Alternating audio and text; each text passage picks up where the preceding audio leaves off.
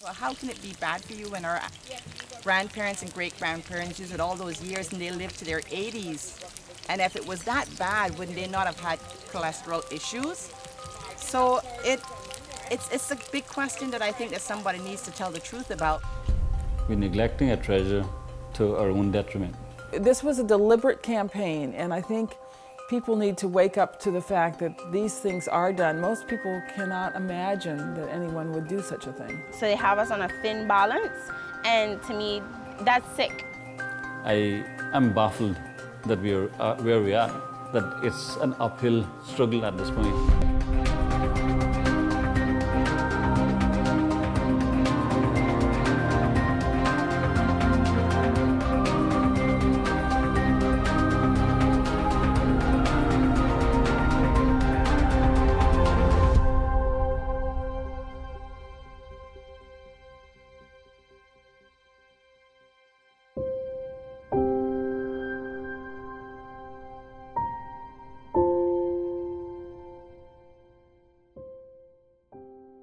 My name is Tamer, and I am a holistic nutritionist living in the Cayman Islands. In my time spent in this Caribbean country, I've always been drawn to its culture, its people, and especially its food. Coconuts in particular have always caught my interest. They're so plentiful and yet seem so rarely used here. And I wanted to learn what the people of the Cayman Islands had to say about it. There were so many uses that we had for the coconut tree, not only for the shade and the beauty, but we used all of the products that you can imagine with the oil and the milk and the water. I remember the smell of coconut oil. And whenever I smell coconut oil, I remember my grandmother's kitchen. Cooking and cooking, frying fish and stuff like that. You couldn't beat it. You couldn't beat it. So when I was a child growing up here, just about everything that we ate had some form of coconut in it. Both of my great-grandmothers would have made coconut oil. And in fact, for one of them, it was her livelihood.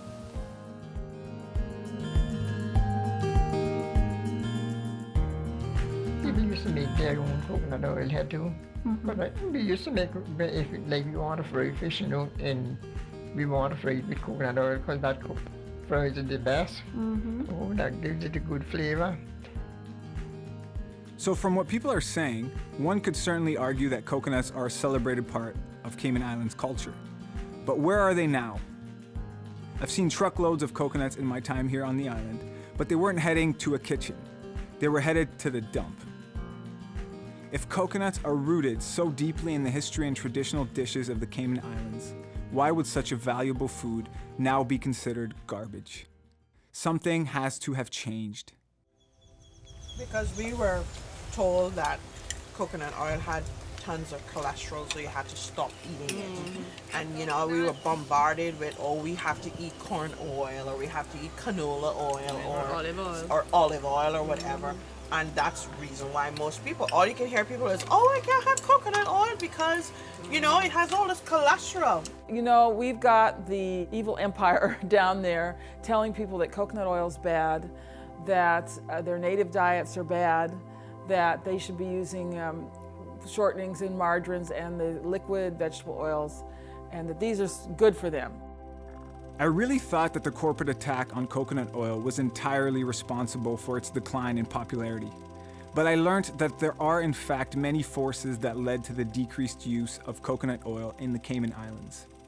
For example, at the turn of the 20th century, when coconuts were of enormous economic importance to the islands, diseases like lethal yellowing and bud rot ravaged the plantations.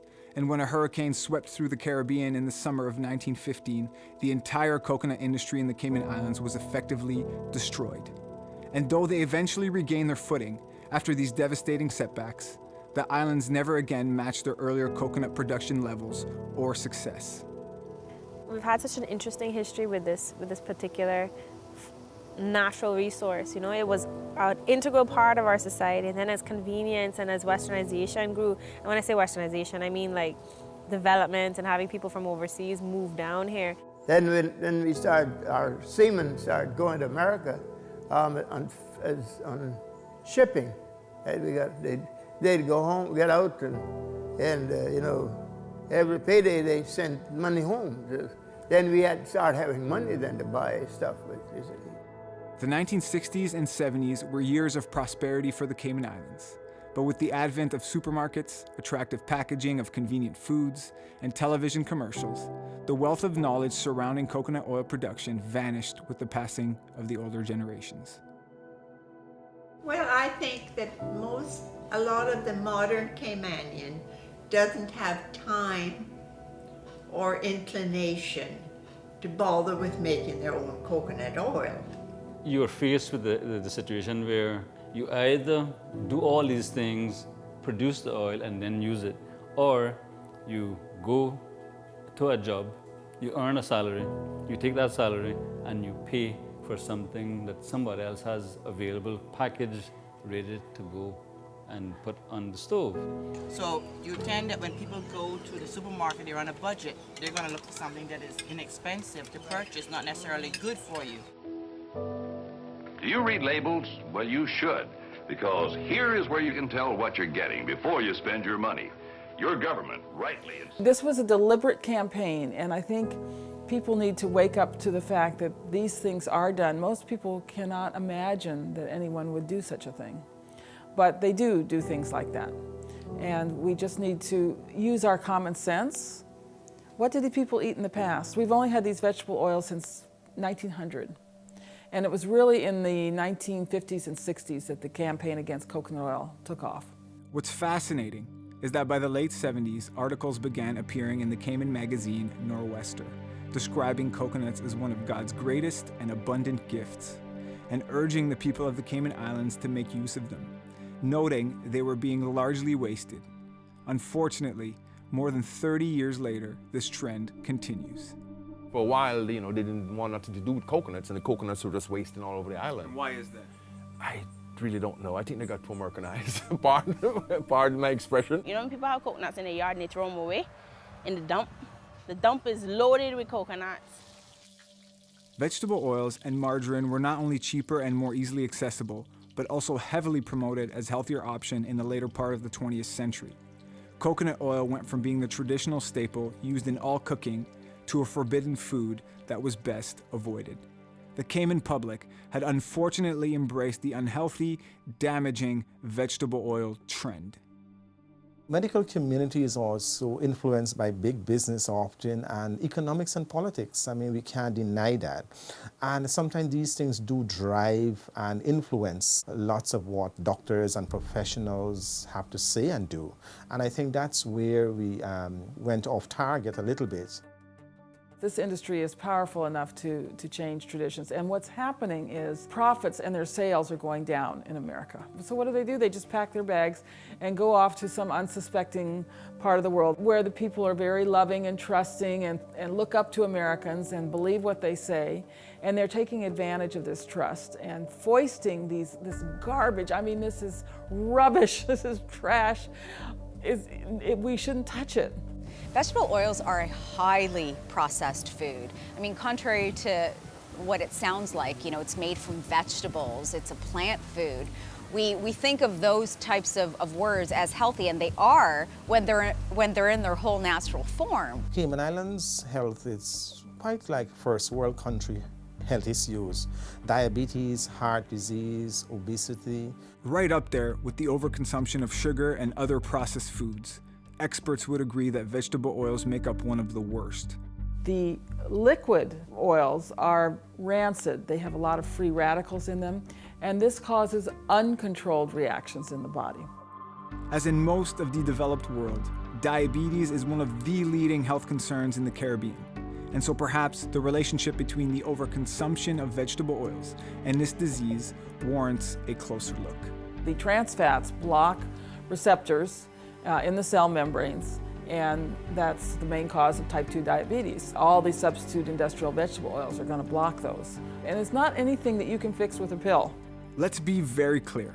The environmental impact of vegetable oil production is unmistakable. They are grown from genetically modified seeds. The crops are heavily processed with pesticides in the fields and with chemicals added later on to lengthen shelf life. What's even more unfortunate is that since the late 1970s, enormous amounts of pesticide residues have been found in U.S. groundwater, most frequently in regions that grow corn and soybeans, common crops for vegetable oil production. One of my favorite authors, Michael Pollan, suggests that we should remain skeptical of non-traditional foods, since historically, humans have evolved and adapted in relation to the local plants and animals. And as such, engineered foods, while perhaps appearing as improvements, can actually be interpreted as mutations of that evolutionary process, and not for the better. And if you ever see that word, partially hydrogenated oil, then that should signal to the person that I am going to consume trans fats. By swapping something that was natural and perfect in its form that we could cook with, and we could keep our bodies in a better state of health and move towards something that was heavily processed, we created the diseases and we made these health issues that much more pronounced. This is something that every population has to go through. It's like going through adolescence, in a sense, in our evolution. We had our childhood, we had the wise parents, Mother Nature, Father God.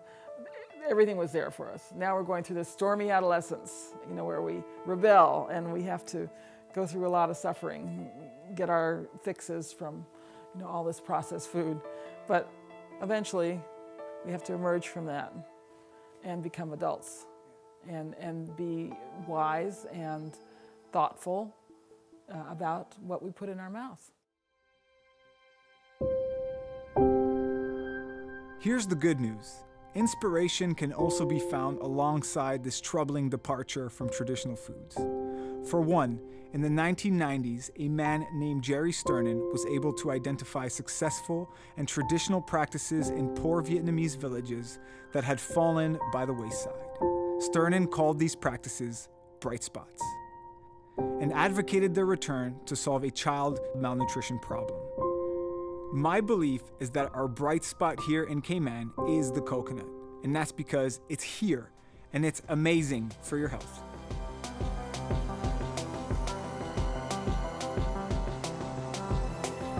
Our bodies are tropical. 98 degrees, that's tropical temperature, and we need the kind of fats you find in the tropics in our bodies.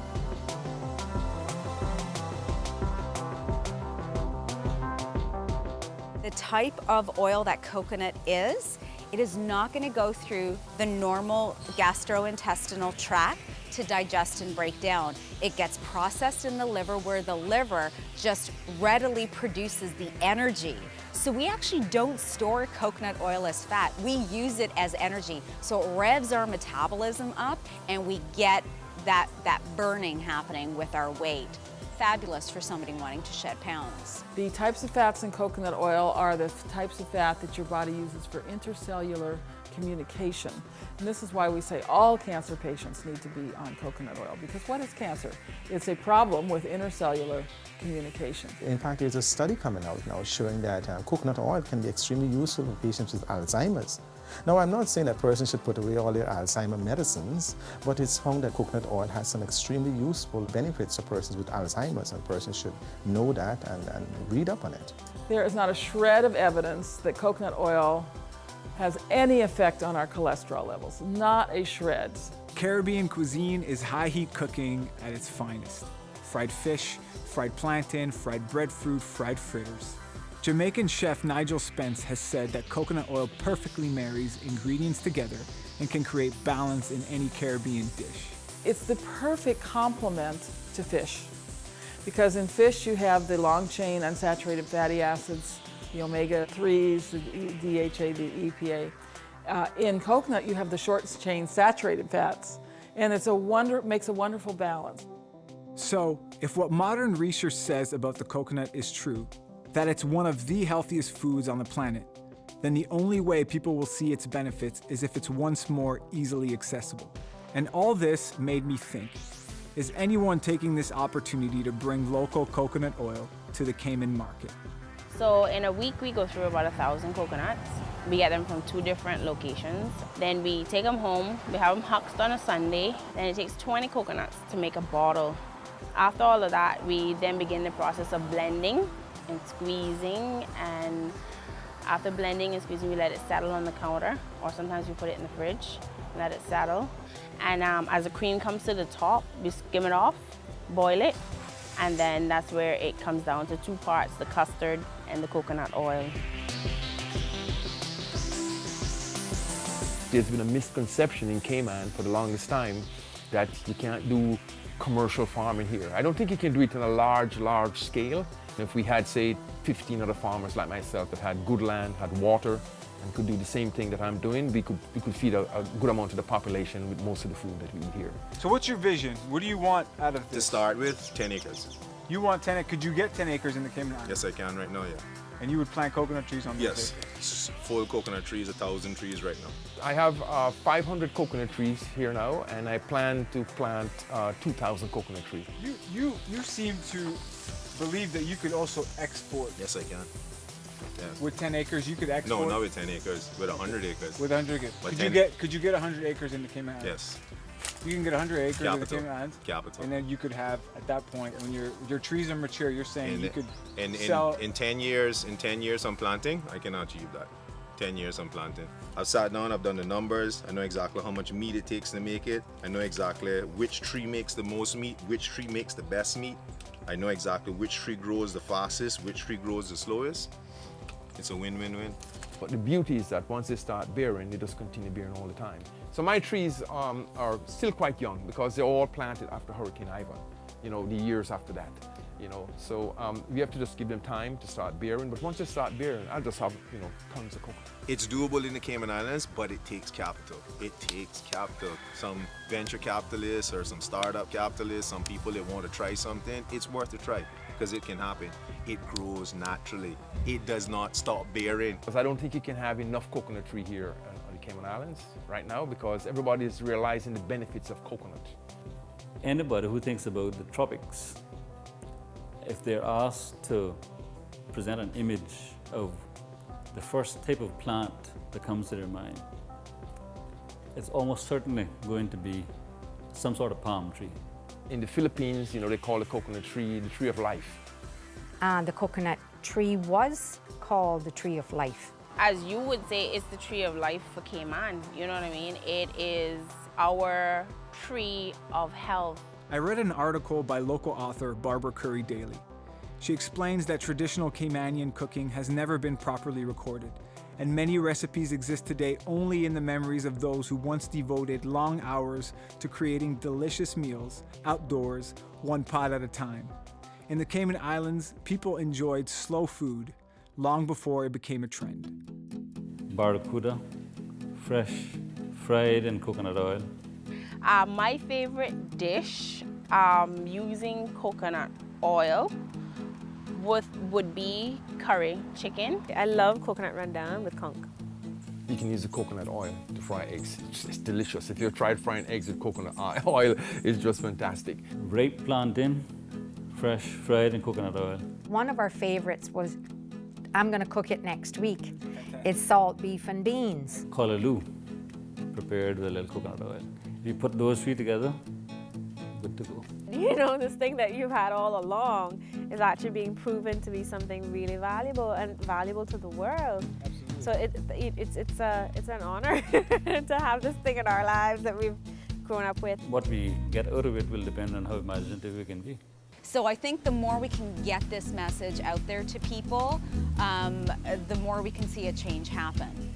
And I think once people are enlightened and they have alternative sources and they have the information, they will make the necessary changes. Health benefits, the business benefits. I see myself getting a factory and just helping Cayman to produce something from our people to export. I think any oil that has been used by people for generations, for thousands of years, and to good effect, should not be easily discarded, and that is coconut oil. If I have any message to the people of the tropics, it's honor your ancestors and eat the foods of your ancestors, because the food that's coming from the white man is going to kill you. It's so exciting to think that today, even with all the hurdles of the past, coconut plantations are once again possible in the Cayman Islands. I believe that we as a population need to create a national habit of daily consuming coconut oil. One small change, swapping out processed oils for pure coconut oil. And we can say with confidence that coconut oil has once more regained its rightful place in the kitchens of the people of the Cayman Islands. Coconuts are at our fingertips. Local coconut oil is within reach. These are the bright spots of the Cayman Islands. It's time for an oil change. Listen, whatever you have been told before, it's a farce. Coconut oil is the real deal. So people around the world, get ready because it's coming to you soon. Get an oil change. Get an oil change. Awesome.